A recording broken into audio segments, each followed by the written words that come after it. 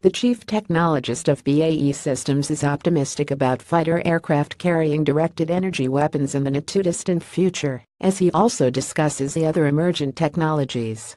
The amount of power a directed energy weapon actually needs isn't as much as you might imagine, says BAE Systems chief technologist, Nigel Whitehead.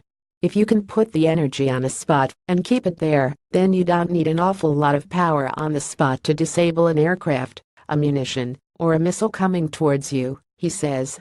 Key to achieving this precision are beam direction, targeting, and coping with aberrations in the atmosphere. Whitehead made the remarks to a small group of journalists during a recent visit to Singapore. He is also the firm's group managing director programs and support. Directed energy has applications both for surface and air platforms, he believes. Directed energy requires power, accuracy, and speed of response. These are things we're working on.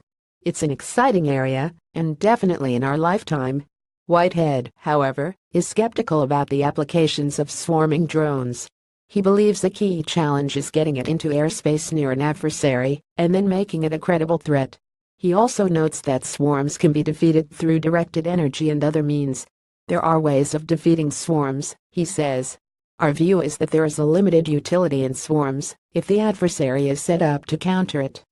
Of greater interest to BAE Systems are larger unmanned combat air vehicles UCAV that can work alongside conventional aircraft such as the Eurofighter Typhoon.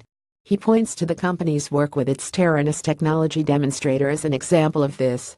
BAE, along with Dassault, is playing an integral role in the Joint Conference Future Combat Air System FCAS, which aims to develop a UCAV by 2030. This is not just as an extra bomb bay, bearing in mind you can take an unmanned asset into a dangerous place and not put human life at risk, he says. Sending the UAV ahead to have a look and maybe knock out some enemy air defenses seems like a good idea.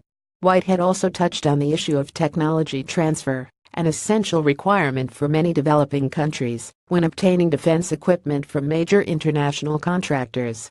The business model worldwide accepts and encourages technological development and technology transfer, he says. We enter discussions and agreements with our customer nations with an acceptance and understanding that this is something that is going to be important.